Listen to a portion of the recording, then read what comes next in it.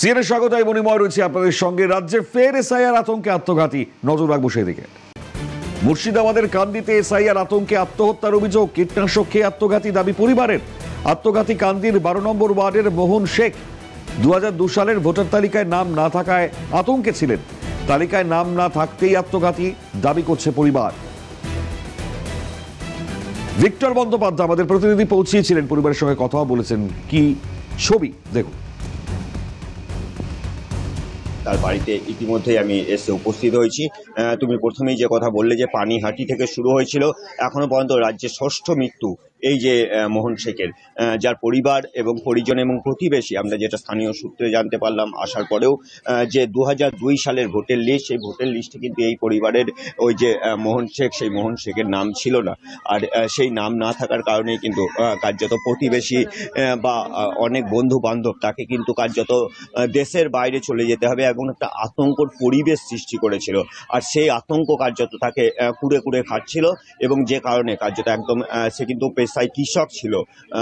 গতকালকে মাঠে কৃষি কাজ করতে যাওয়ার সময় নিজের চিন্তাতেই কীটনাশক পান করে, তারপর কিন্তু স্থানীয় কান্দি মহকুমা হাসপাতাল, সেখান থেকে বহরমপুর হাসপাতালে স্থানান্তরিত করার সময় রাস্তাতেই মৃত্যু হয়। আমার সঙ্গে রয়েছে তার মা, রয়েছে যে মোহন শেখের মা।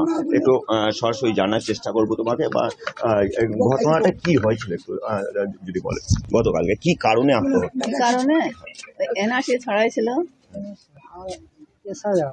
ইশারা নাকি বলছি, ওটা ছেলে আমার ভুল হয়ে গেল। ওইটার জন্য ছেলে আমার একটু নামের ভুল ছিল, ওই যে তোমার কথাটা শুনে নিজের জন্য হৃদয় বিষয়। আচ্ছা, এই যে এসআইআর এর কারণেই মৃত্যু, এটা কি একদম নিশ্চিত?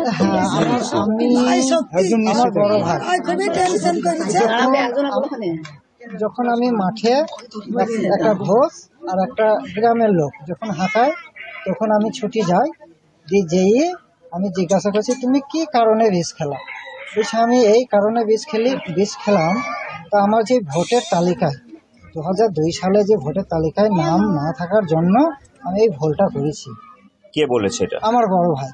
আচ্ছা, মানে মোহন শেখ। হ্যাঁ, মোহন শেখ আমার বড়। অর্থাৎ শর্মিষ্ঠা, তুমি একদম বুঝতে পারছো যে মোহন শেখ মারা গিয়েছে, তার ভাই আমার পাশে রয়েছে। সে কিন্তু দাবি করছে বিষ খাওয়ার পর মৃত মোহন শেখ, সে নিজেই কিন্তু নাকি স্বীকারোক্তি দিয়েছে যে এই 2002 এর যে লিস্ট, সেই লিস্টে নাম না থাকার কারণে মৃত্যু হয়েছে। আমি তার যে স্ত্রী রয়েছে, তার স্ত্রীর সাথে একটু কথা বলার চেষ্টা করবো। আচ্ছা, কি বলবেন এই যে ঘটনার পর আপনারা?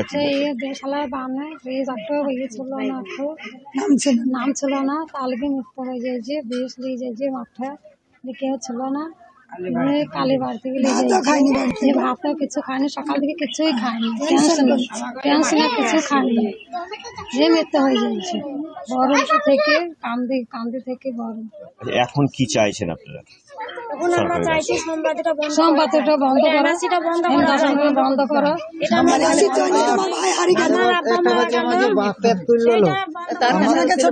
আমাদের যে বাপের তুল্য লোক, আমাদের যে বর্তমানে যে খুঁটি ছিল, আমাদের বাপের অভাব আমার বর্দা জীবনে বুঝতে দেয়নি।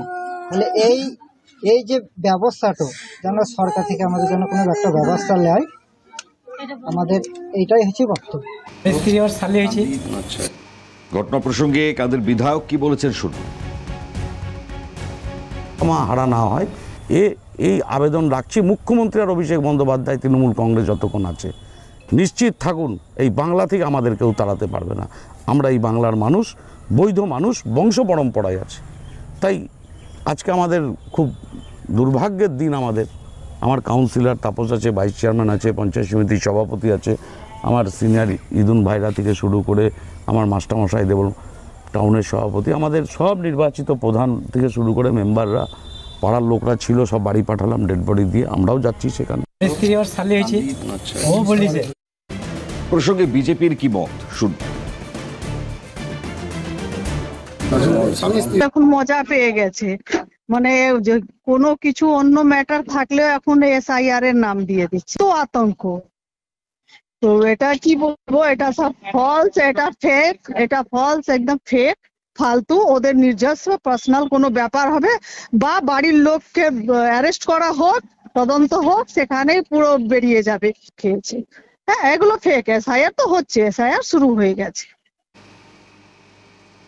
অন্যদিকে উলুবেড়িয়াতে এসআইআর আতঙ্কে আত্মঘাতী, পরিবারের দাবি এসআইআর আতঙ্কেই আত্মঘাতী হয়েছেন উলুবেড়িয়ার মালপাড়ার বাসিন্দা জাহির মাল। তার মৃত্যু।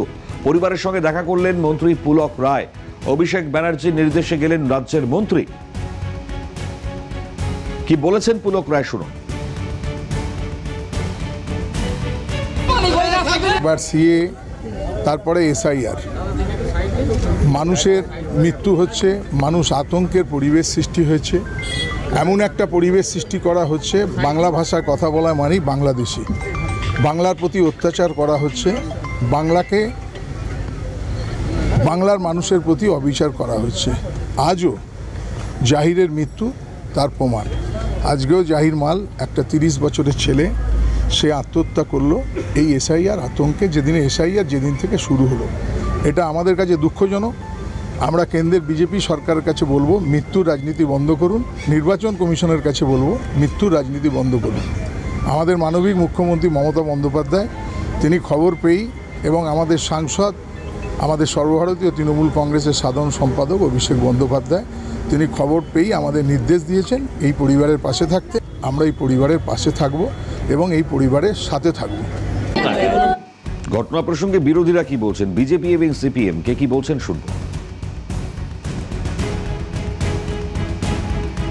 Suicide note, blank suicide note, নাম ছাড়া সুইসাইড নোট নিয়ে ওরা ঘুরছে। গোরস্থানে, শ্মশানে, মর্গে, সব জায়গায় ঘুরে বেড়াচ্ছে, মরা খুঁজে বেড়াচ্ছে। টাটকা হতে হবে একটু। বেশি দিনের পুরনো ফ্রিজে রাখা মরা হলে ওদের চলবে না। এখন যদি রপা দপা হয়ে যায় তাহলেই হাতের মধ্যে সুইসাইড নোট নাম লিখে গুঁজে দিচ্ছে। এসব আর কতদিন চলবে? ওই বছরও 2001 সালে নভেম্বর মাসে এরকম বাড়ি বাড়ি গিয়ে ভোটারদের তালিকা তৈরি করার জন্য ভোট গণনাকারীরা গিয়েছিলেন। 26শে নভেম্বর পর্যন্ত একটা পর্যায়ে টাইম ছিল, তারপর আবার টাইম বাড়ানো হয়েছে। তারপর সেই 17ই জানুয়ারি খসড়া তালিকা বেরিয়েছে, ফেব্রুয়ারিতে পরে মার্চে গিয়ে চূড়ান্ত তালিকা প্রকাশিত হয়েছে।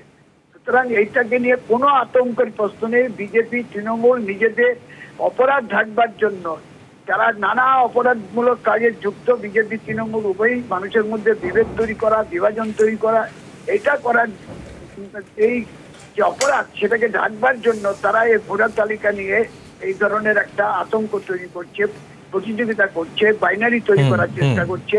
আমরা এর নিন্দা করছি। আমরা এই যে যারা প্রাণ দিচ্ছে, এগুলি তদন্ত করা হোক। যদি এই সাথে সংশ্লিষ্ট থাকে যারা অপরাধী, তাদের বিরুদ্ধে ব্যবস্থা নেওয়া হোক। এদিকে ফের শ্বশুরকে বাবা সাজিয়ে ভোটার তালিকায় নাম, ভারতীয় ভোটার তালিকায় নাম তুলেছেন বাংলাদেশি যুবক। অভিযোগ এমনটাই, যুবকের নাম নাজবুল গাজী। তার বাড়ি বাংলাদেশের টাউন শ্রীপুর এলাকায়, হিঙ্গলগঞ্জের রামেশ্বরপুর সুতিরাটি এলাকা, সেখানেই থাকেন। বিয়ের পর শ্বশুরকে বাবা সাজিয়ে সমস্ত ভারতীয় পরিচয়পত্র তৈরি করে নেয়, সমস্ত রকম সরকারি সুযোগ সুবিধাও পায়, এমনটাও অভিযোগ সামনে আসছে। কি বলছেন এই পরিবারের সদস্য শুনুন।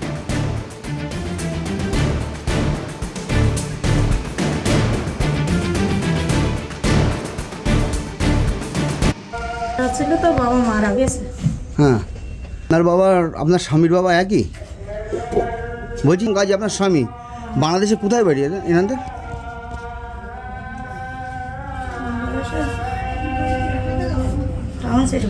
বলতাম আমরা অনেক বছর আগে আইছে, বুঝছেন। আমার আসলে তখন তো ভোটার করিনি, ভোটার তখন ছিল না। এবার আমার বলছে যে ধরো আমার বাচ্চা কাচ্চা হবে, আমি এখানেই থাকি, আমি যাইনি। এই বলো কোনো দোষ না, বলো স্বামী হয়তো পছন্দ করে বিয়ে করিয়েছে, তখন যাতায়াত ছিল বলে বিয়ে করিল, বুঝছেন। এটা তো পঞ্চায়েত প্রধান কি বলেছেন এ প্রসঙ্গে শুনবো। বৌনা টাইমেশ্বর গ্রাম পঞ্চায়েত বাংলাদেশ সীমান্তে অবস্থিত।